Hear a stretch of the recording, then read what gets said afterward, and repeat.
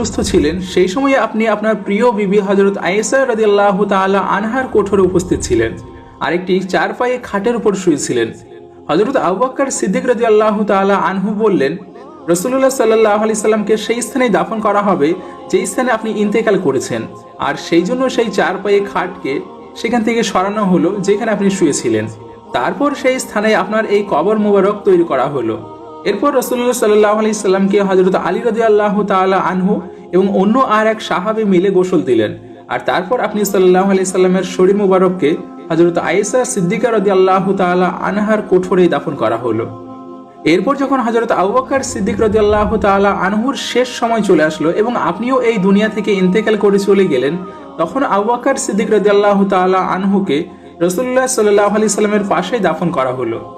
এরপর যখন কিছুদিন পর হযরত ওমর ফারুক রাদিয়াল্লাহু তাআলা আনহুর শেষ সময় চলে আসলো এবং আপনিও ইন্তেকাল করে এই দুনিয়া ছেড়ে চলে গেলেন, তখন হযরত ওমর ফারুক রাদিয়াল্লাহু তাআলা আনহুকে হযরত আবু বকর সিদ্দিক রাদিয়াল্লাহু তাআলা আনহুর পাশে দাফন করা হলো।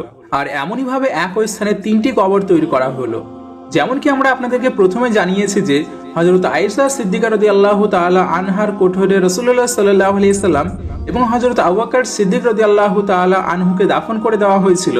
তো আপনারা দুজনেই তো হযরত আয়েশা সিদ্দিকা রাদিয়াল্লাহু তাআলা আনহার আপনজন ছিলেন, আর এই জন্যই আম্মি আয়েশার কোঠর এবং কবর মুবারকের মধ্যে কোনো পর্দা করা হয়নি। কিন্তু যখন হযরত ওমর ফারুক রাদিয়াল্লাহু তাআলা আনহুর ইন্তেকাল হলো, তখন হযরত ওমর ফারুক রাদিয়াল্লাহু তাআলা আনহুকেও হযরত আবু বকর সিদ্দিক রাদিয়াল্লাহু তাআলা আনহুর পাশে দাফন করা হলো। তখন হযরত আয়েশা সিদ্দিকা রাদিয়াল্লাহু তাআলা আনহা এই কবরের মধ্যে একটি পর্দা দিয়ে দিলেন, কেননা এখানে হযরত ওমর ফারুক রাদিয়াল্লাহু তাআলা আনহু আম্মি আয়েশার আপনজন ছিলেন না। এবার এই ঘরটির অর্ধেক স্থানে হযরত আয়েশা সিদ্দিকা রাদিয়াল্লাহু তাআলা আনহা ছিলেন এবং বাকি জায়গাটিতে তিনটি কবর ছিল। একটি কবর ছিল মুহাম্মদ মুস্তাফা সাল্লাল্লাহু আলাইহি সাল্লামের, দ্বিতীয় কবর ছিল হযরত আবু বকর সিদ্দিক রাদিয়াল্লাহু তাআলা আনহুর এবং তৃতীয় কবর ছিল হযরত ওমর ফারুক রাদিয়াল্লাহু তাআলা আনহুর।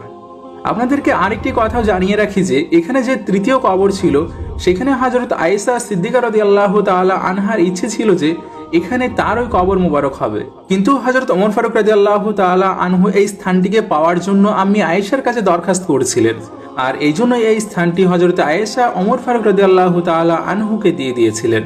আর তারপর হযরত আয়েশা সিদ্দিকা রাদিয়াল্লাহু তাআলা আনহাকে জান্নাতুল বাকিতে দাফন করা হয়েছিল।